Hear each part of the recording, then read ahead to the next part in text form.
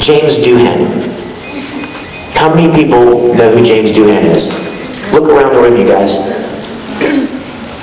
What if I said, beam me up, Scotty? How many know that? Yeah. He played Scotty. My point is this. If James Doohan never did another thing with his life as an actor, he created such an endearing character that is known around the world. Everybody knows who Scotty is, or Mr. Spock. You know what I mean? Right. And you know, Leonard Nimoy, for years, he wrote a book called I Am Not Spock. Because for years, he was so angry that he could not shake the Spock persona. Because party.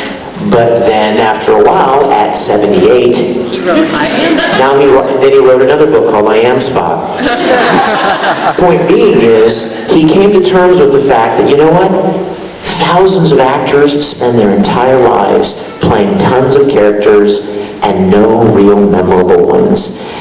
And he got the privilege to be a part of something that is beyond huge. It's like Mark Hamill playing Luke Skywalker. Yeah. You know?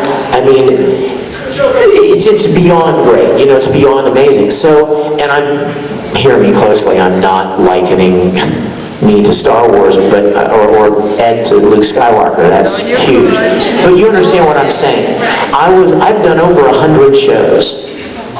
I just realized. And more than 100 characters, because I've played several characters in different shows.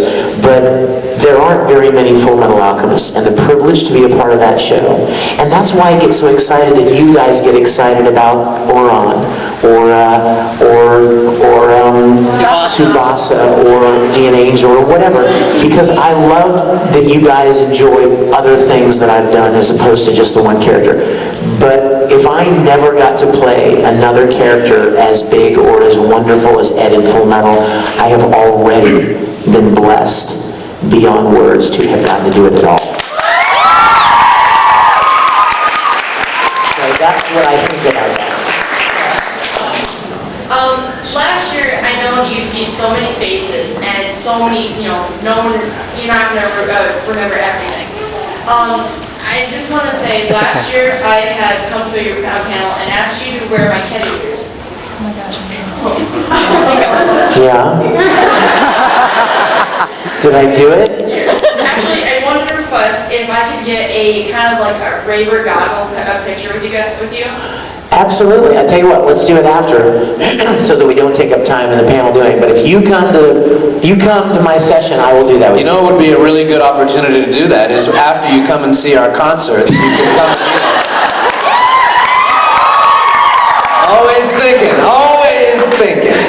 See, I haven't gotten a second pair of goggles. I was going to have like hold those workout Raver goggles and like pose and everything.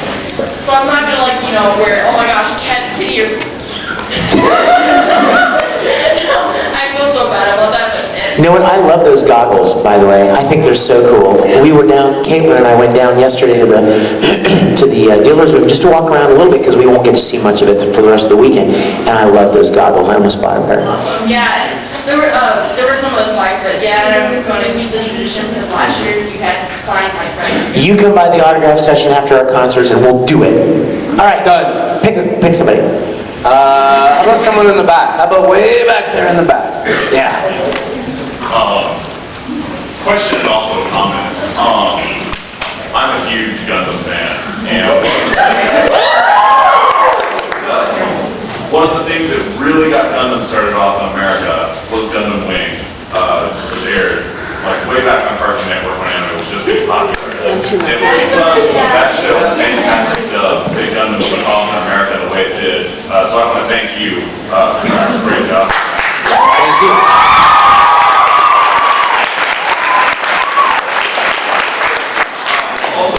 Pretty much the same question that they had, Ed being remembered as Ed, as you also being just remembered for Hiro Yui. Is it pretty much the same thing for you? You're just jazzed that, you had that role? Or is it something like I was also X-character in that show? I'd have to echo really what Vic was saying. I think like when you get to I don't know what your experience has been like. For me, I don't go into any of the projects that I do thinking or knowing that like this is going to be a hit. It's always a surprise.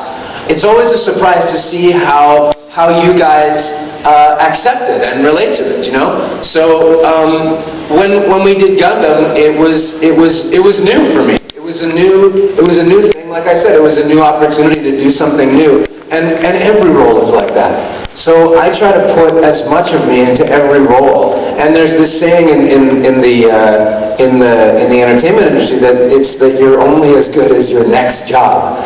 So I don't know that I don't really personally don't spend a lot of my time kind of looking back and thinking, am I going to be as good as this, or will this be as popular as that, or will that be as popular as this, or whatever. I think it's like Vic was saying, it's such a privilege to get to play a role in something that has built that kind of value, that has that kind of brand name, you know, that people know about.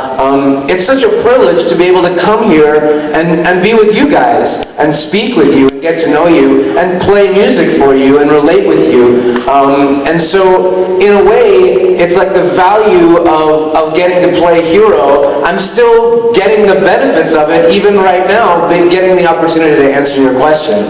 So in a way, I don't think it is, but I don't really think about like, you know, will I get to play another role, or will my next role be as popular as that? In a way, it's kind of like right here in this moment, getting to be here and spend time with you guys in this room right now is like, that's as good a value as anything that I could get from any role.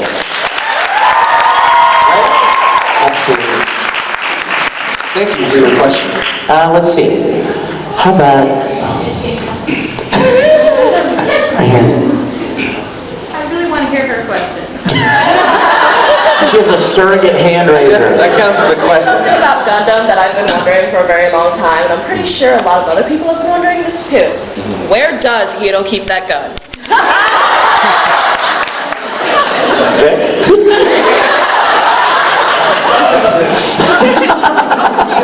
I'm not touching that one, dude. I don't know if I can touch that one either. That's Literally. next panel.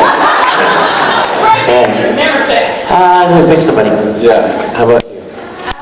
Because people always say Gundam was phenomenal. Trust me, I would be at the convention if I didn't watch Gundam. But someone mentioned, do you remember what you did last year at ASEN? Do you remember at Alphonse about this time? Stuff toys? What did I do to it? I'm sorry, whatever it was. Sorry. I gave it to you? Oh yeah. That has a prominent place in I have this room with all of these great gifts. I love that. Yes, I do remember that. Were you dressed like that? See, how could I possibly explain? Thank you again. You know what, and let me take this opportunity to say, you guys are so generous.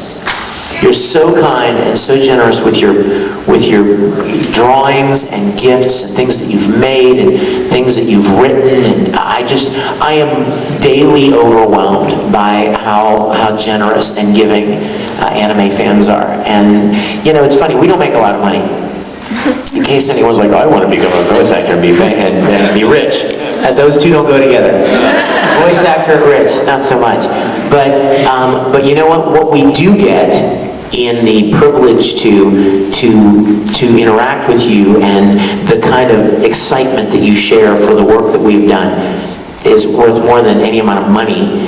So to me, that's like the icing on the cake. That's so much more of a wonderful part of it to me than just, you know, the dollars and cents of it. But I have 2 rooms at my house that are full of wonderful gifts. And people are like, you throw that stuff away, don't you? I'm like, no, I don't throw anything away. I have... Because one day I'm going to be 90 years old and I'm going, someone gave this to me. This is the room where I keep all my gifts. Come in, just squeeze it in. I'm going to get a running start.